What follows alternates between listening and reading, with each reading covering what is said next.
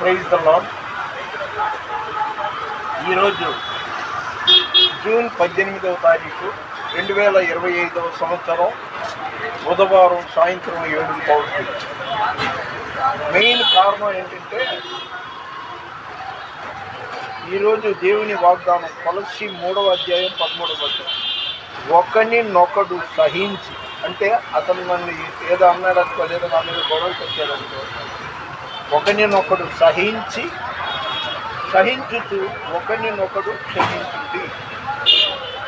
ఈరోజు చల్లని తల్లి జి కమల బర్త్డే సందర్భంగా ఆమెకు నా శుభాశీస్సులు తెలియజేస్తుంది. ప్రత్యేకంగా బర్త్డే శుభాశీస్సులు కాదండి, ఇప్పుడు నా ప్రార్థనలో జ్ఞాపకం చేసుకుంటాను. ఎందుకంటే ఒక ఆదర్శ గృహిణిగా బిడ్డల్ని ఒక పద్ధతిగా పెంచి తల్లిగా ఆమె తన బాధ్యతలను నిర్వర్తిస్తుంది.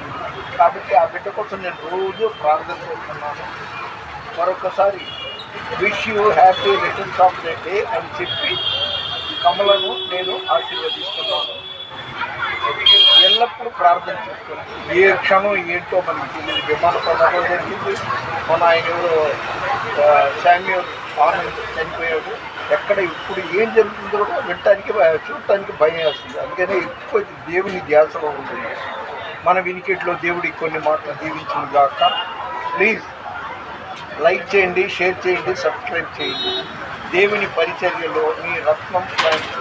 God bless you.